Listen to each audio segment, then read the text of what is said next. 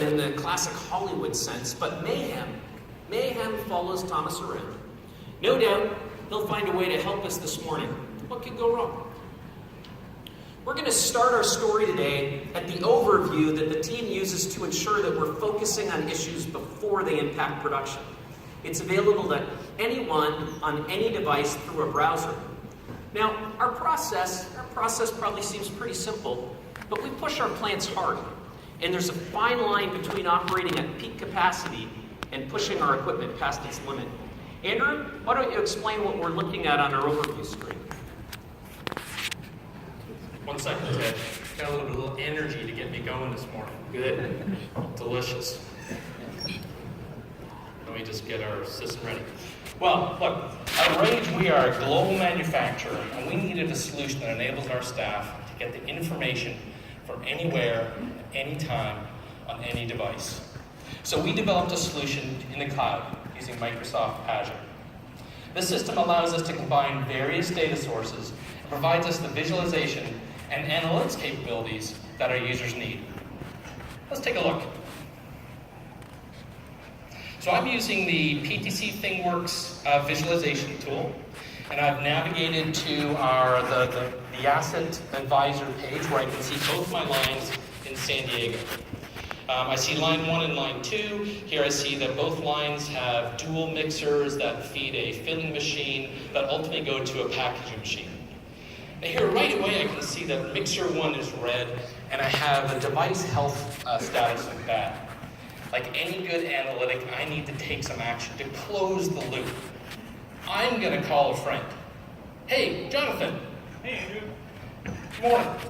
Hey, I'm looking at the site overview for line 1, and mixer 1 is faulted, and I've got a device health fault on the analytics. I'm not sure if these things are related. Can you take a look for me? Yeah, let me take a look. I'm going to open FactoryTalk Analytics for devices. We just call it our Shelby. Shelby is an analytic appliance that sits on our network looking for faults and trying to find details about the problems it finds. I'm going to start with the action deck view. This is an exception-only interface that shows me the things Shelby knows I'm interested in. This is just the problems. I'm going to filter by the mixer, and I can see there's some issues there. So I'm going to click on it to get a little more detail. This is the dashboard for the mixer that Shelby automatically built. Every time it encounters a device, it builds one of these displays and tries to surface details about problems it finds. In this case, I can see that there's an electronic overload trip, the fault code is F7, and the type is 1. I don't have a user manual handy, so I'm just going to ask Shelby for some help.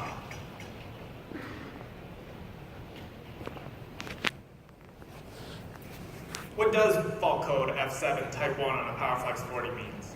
There's an excessive motor load, so the drive is probably tripping to protect the motor. This is something that wouldn't clear up normally on its own. Has someone been resetting the equipment?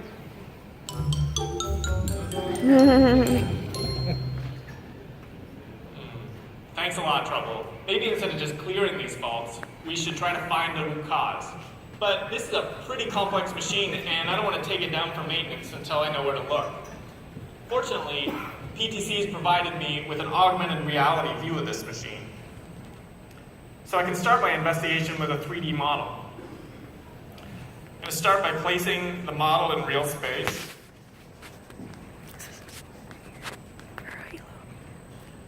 Zoom in a little here so I can get a closer look. I'm going to spin it around. There's the motor, so this must be the drive.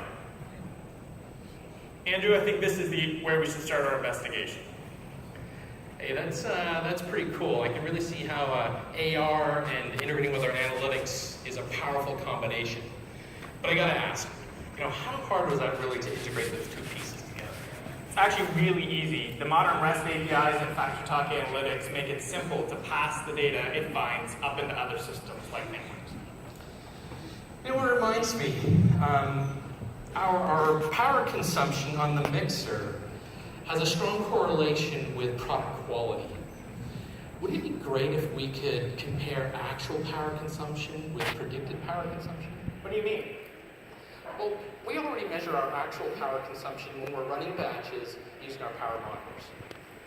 but would it be better to have some sort of power reference so we know if we're doing a good job? Then a comparison could help us find the right settings for each mix. What do you think? Yeah, I see what you're after. I'll bet that's something we could do with our new Sherlock module. Project Sherlock is a new analytics add-on for control logics that watches data produced by a control operation and uses an artificial intelligence to predict values and detect anomalies. With its unique physics-based approach, the Sherlock AI is particularly well suited for manufacturing problems. I'm going to start by adding the module to my control logics chassis.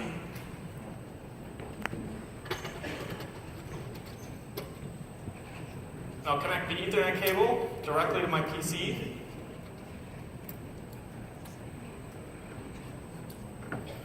And just like Shelby, I'm going to use a web-based interface to configure my analysis. I'm going to create a new prediction for our mixer using the application running in controller slot 0. I'm going to predict power. Sherlock needs to know what tags to look at, so I'm going to tell it about my mixer.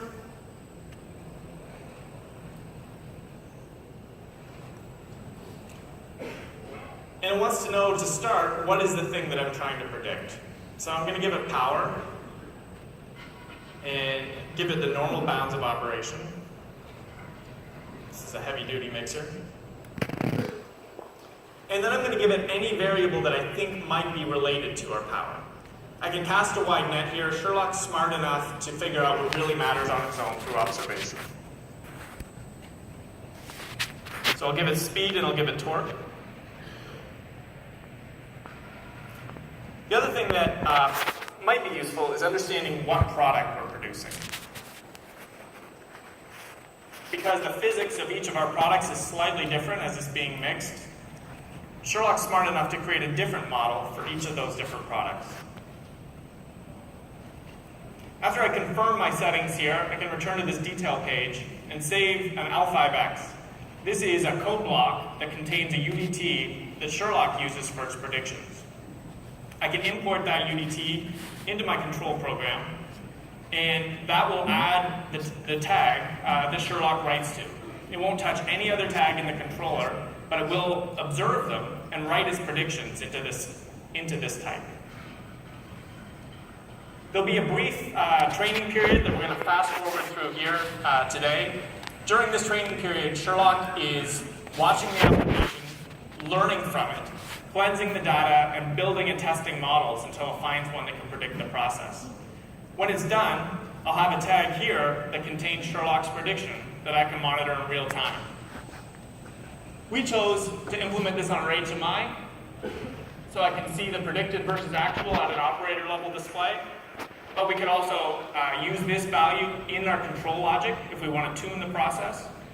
We can historize the value for analysis later, or we can pass it up to display like in ThingWorks so we can see this at our overview screen.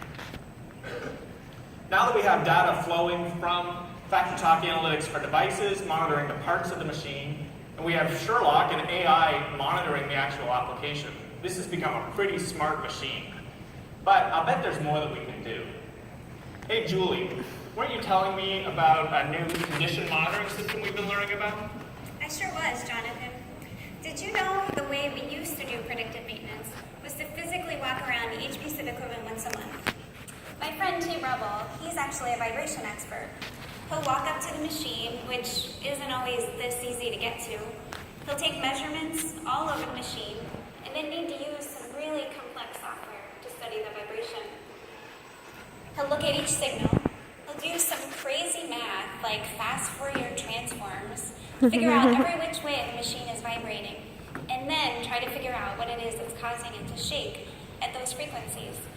But even after all that, we still might have failures now and then if one happens in between his monthly survey. Julie, would you really be able to look at that and predict a problem with the machine or know when to do maintenance? No, there's no way. But the good news is, with Dynamics, we have a much simpler way of doing these things today. Integrated condition monitoring takes the complexity of vibration monitoring that in the past required a very specialized skill set and turns that into simple tags integrated into logics and and visualized on the HMI. In doing this, I can combine the power of vibration analytics with the process expertise that I have and choose what action to take if something happens with the equipment. So, Team Rebel, now that you don't need to do those surveys anymore, you can focus on some other productivity projects I have in mind. So, Jonathan, like Project Sherlock, Dynamics is a system-level analytic, but this is built specifically for rotating and reciprocating equipment. It can do a lot for us. It can protect our high-value processes and equipment, resulting in more consistent quality and predictable maintenance. This is a big deal because Ted keeps reminding me that this line is critical, and if any part of it has a problem, we need to know about it now. So for the pump here on Mixer 1, I want Dynamics to tell me what's going on. Is it running okay? And if something is going to go wrong, it will alert me so that I can deal with it. I can adjust process parameters to stop cavitation or turbulence. Or if it's mechanical related, I can plan maintenance.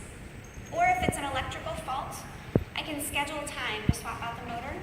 But bottom line, whatever it is, I can deal with it before it shuts us down. So let's take a look at those tags in Logix Designer.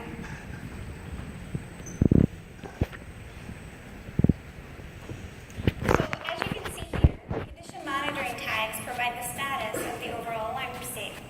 If I look at this tag, I can see right now I'm at an elevated level.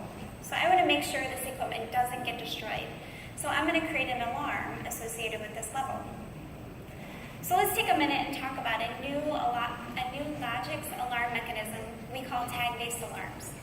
This new mechanism really sets the bar for simplicity when creating and deploying alarms. I can simply right-click on the tag. I'm going to say Add Alarm. I'm going to type in a description.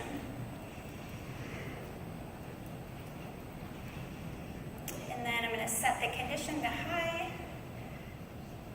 I'm going to type in a message. And click OK. And then I'm going to go over here to my alarms. And I'm going to click this checkbox to say Use It. And that's all there is to it. And once created, this alarm will now automatically propagate to my panel view 5310 with no extra configuration required. There we go. Now that's simplification. And they're not just easier to configure, they consume considerably less memory, and they don't impact my performance at all, even if I get a burst of several alarms. So Ted, as you can see, the analytic capabilities of Dynamics and the simplification of the new tag-based alarm capabilities integrated with panel view 5310 have significantly improved the intelligence of this machine. Thanks, Julie. That's pretty exciting stuff. I want to highlight a couple of the things that Jonathan and Julie showed. Blake and Frank both spoke about the value of simplification. The team at Rage showed several examples of analytics where simplification came from the integration into the architecture. It puts the power of the analytic in the hands of the automation engineer. It makes it useful to them. What action should be taken? What should be done with operations? What does the operator need to know? How quickly should the system respond? Jonathan started troubleshooting our problems on the mixer by leveraging device analytics. He added predictive analytics, so now the system's configured to predict power consumption. Julie added condition monitoring to the mixing system, so now we've got information on the mechanical state of the equipment that she can easily incorporate into her control strategy. She also configured Logix tag-based alarms. When Julie decided that she wanted to provide additional information to the operator, all she had to do was make a simple configuration change in Logix, and she was done. She didn't do anything else. She didn't configure communications. She didn't create an alarm in the HMI. She didn't download a new application of the panel. The team was able to take the mixing system, pretty typical controls, and make it smarter by adding several layers of system-level analytics. By thinking differently, the Rage team created a smarter machine. Now, this additional information on the performance of the mixing system It can be used by our higher level analytics to compare the performance of our mixing system here in San Diego with our other systems around the world. More on that later. When Blake spoke, he talked about how much manufacturing has changed during his career. What our industry saw coming, what we didn't. Security. Security is impacting us in ways that even 10 years ago we didn't foresee. If our OT systems were all new, addressing security would be fairly easy. They aren't.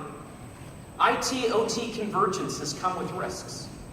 The risk is compounded by the fact that OT systems haven't been upgraded and maintained with the same diligence as IT systems. They didn't need to be. That's no longer true. It can't be. Subversive activity could be an issue. But the bigger risk is likely something happening by accident. Someone needing to do something quickly. Someone using a portable on the OT network that hasn't been fully patched and updated. Someone using a USB drive to quickly copy a file off a computer on the plant floor. Someone making a change to get production up and running again. Someone's actions can inadvertently have real consequences.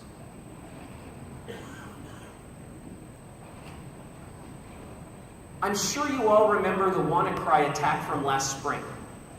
It impacted manufacturing companies around the world. What would you have done if your company had been infected? How long would it have taken you to get your systems up and running again? Could you? At Rage, Sherman's responsible for our infrastructure. The more I've learned about what has happened at other companies, the more I worry about what can happen here, and the less I sleep at night. Let's find out from Sherman why he looks so well rested. Sherman, welcome. I'll tell you, peace of mind really helps me sleep at night, and Rockwell Automation Services have played a big part in that. Let me tell you how we got here. I spent time with their network services team assessing and identifying what assets we had on our network and the risk associated with it. We installed a modern network infrastructure with Stratix managed switches and 5950 security appliances. They allow us to control traffic to our most critical assets. My team spent time with Julie's team, ensuring that we had a robust patching and firmware upgrade plan put in place. Because we don't have resources to monitor our infrastructure 24/7, we have Rockwell Automation actively monitoring and managing our network infrastructure and cybersecurity. They use the software from Clarity, a company that specializes in real-time monitoring of threats and anomalies on industrial control systems. And most importantly, if, or should I say when we have a problem, our applications are backed up in Asset Center, and we have images on our industrial data center backed up. And most importantly, we have a response and recovery plan. So if there's any trouble that happens, we know how to fix it. Ted, I sleep well because we're prepared. What is happening, Sherman? Hold on. Right on. Hello? Angela. Hey, what happened? You're taking care of it, right? Wonderful. Thank you.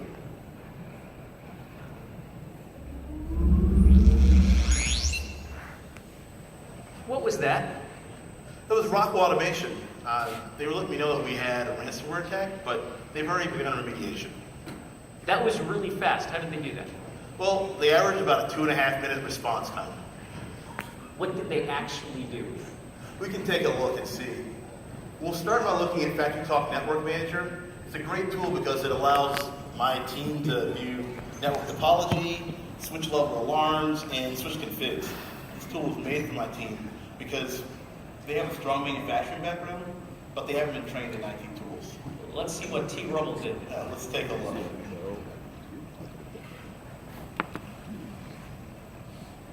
So first I'll navigate to our topology view.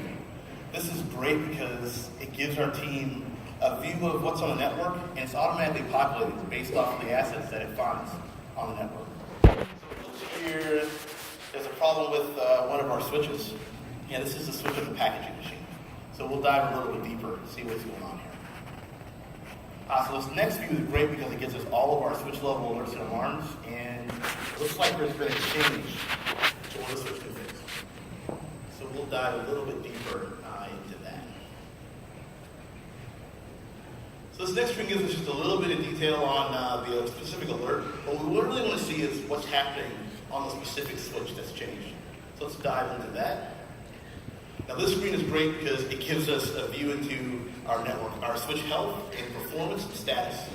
Rockwell, we know that they shut down one of the programming ports. This is one that we have designated as a programming port. And as you can see here, that port is now shut. That was a port that was attempting to propagate the ransomware. So how was Rockwell able to detect what T-Rubble was doing so quickly? So remember, Rockwell has resources monitoring our network 24/7. And they use a tool by company Clarity that allows them to detect these anomalies when they happen, and they have a robust incident response plan to take action as soon as you see those. Let's take a look.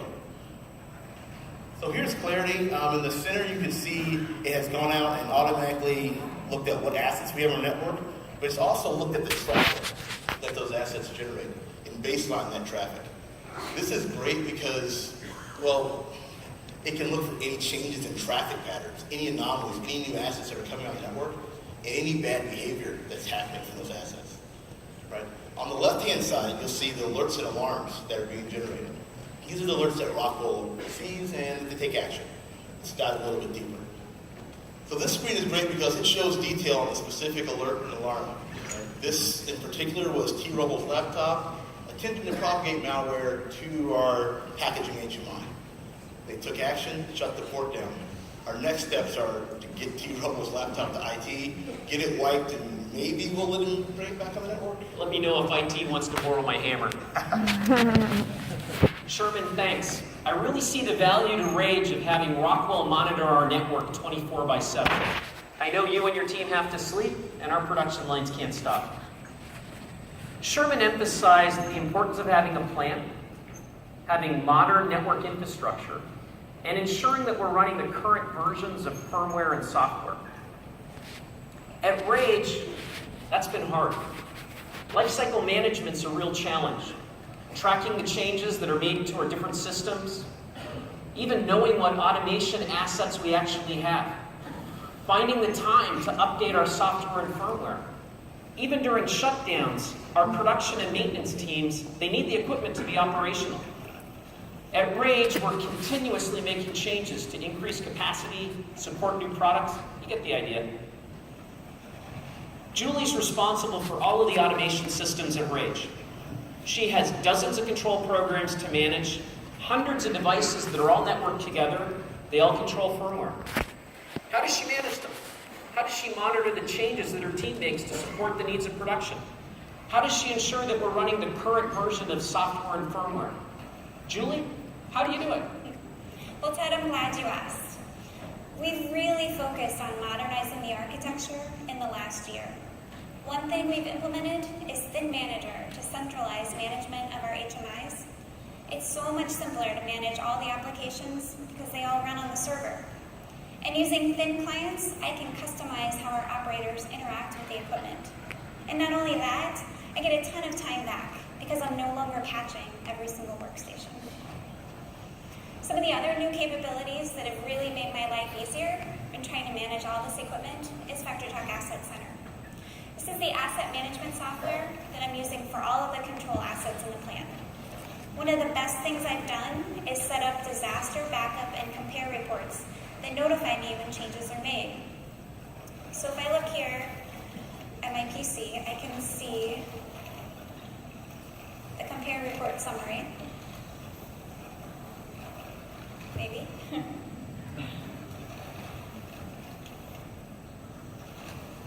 There we go. So I can see my compare report summary. And so if I scroll down here, I can see what changes were made. And so I can get a graphical interface to see exactly what changes were done. And then I can look at my log results and I can see that T-Rubble was actually the one that was making the changes. So now I can see exactly what was done. So since these changes have caused our productivity to drop, I'm going to revert back to the last backup before he got in there and started messing with the code. The other really nice feature is I can now see the lifecycle status of all of my assets. And this really helps me plan ahead and budget for modernizations. In the past, we would find out the hard way when something had been discontinued. So then we're in an all-out scramble mode, scouring the spare parts grid looking for a replacement. And let's face it, I probably received a notification about it at some point, but then got distracted by some other fire drill before I could really think through how this impacts my plant. I really like having the information right there in front of me in Asset Center. So one other thing that saves me a lot of time is having one place to go for firmware and software downloads. I've subscribed to notifications on the Rockwell Automation Product Compatibility and Download Center so that I can see when firmware updates are posted. This allows me to make sure that we're on the most current version of software and firmware and try to keep Sherman happy. So I just received an email from PCDC telling me that the firmware updates are available for our devices. So as soon as I get some time, Ted, I'm going to update those assets on line 1 so that we make sure we're up to date.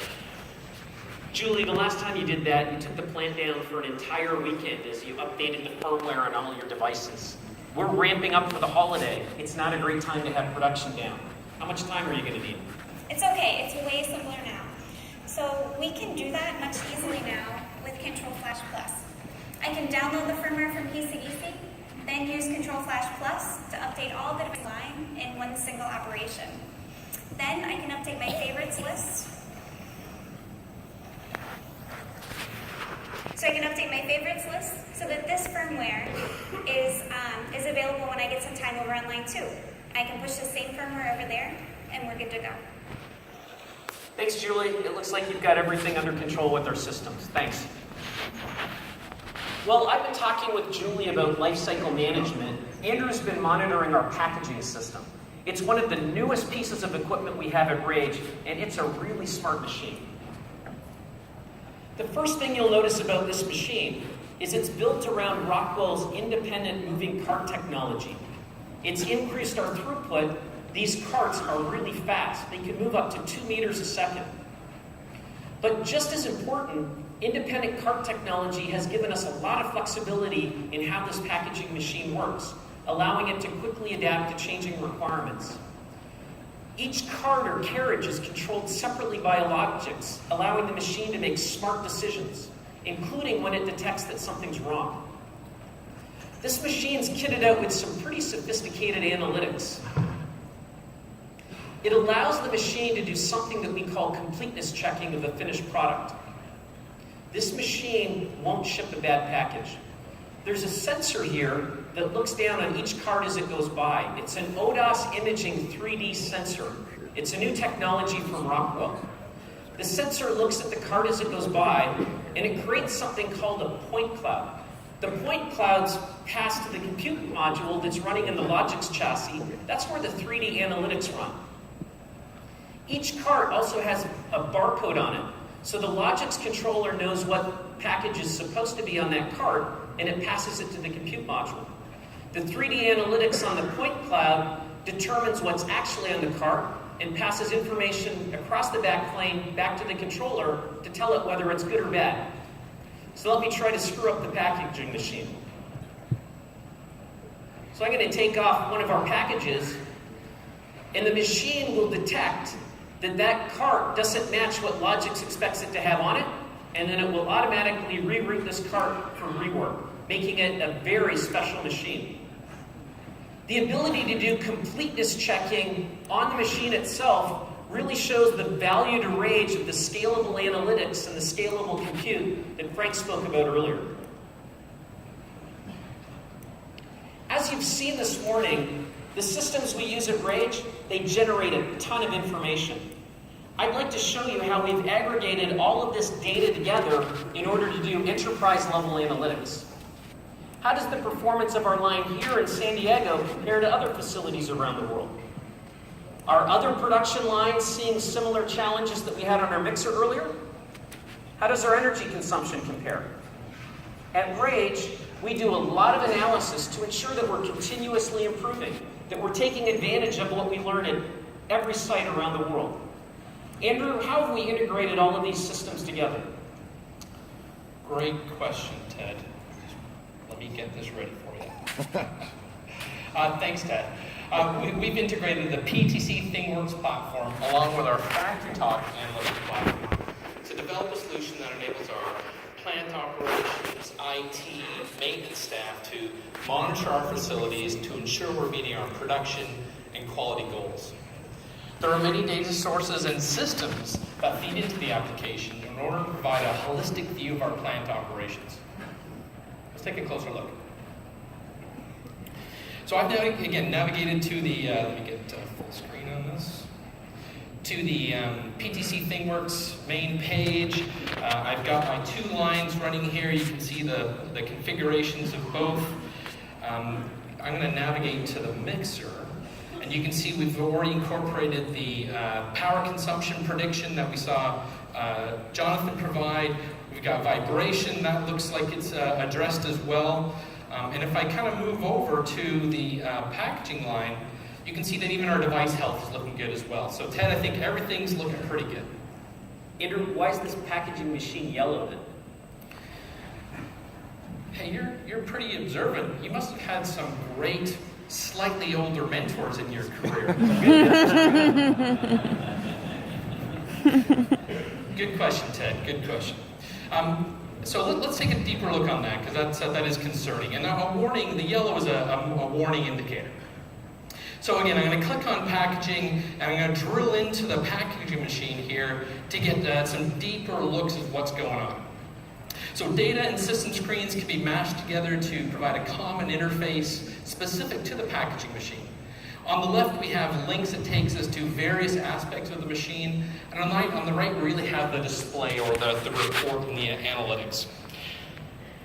So at the top of the page, kind of in this area here, you see some basic high-level overviews of what's going on. This is more the ThingWorks platform showing us things like model number, serial number, and basic things like OEE and mean time to failure and repair and so forth.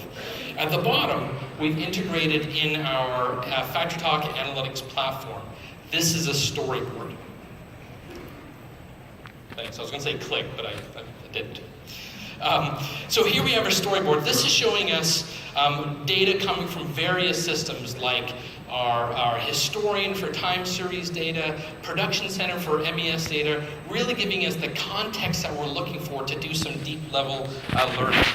Let me do one thing here to kind of show you what the capabilities are. So here I can see I've produced 76,000 pieces, making berry, green tea, raspberry, those are the different flavors.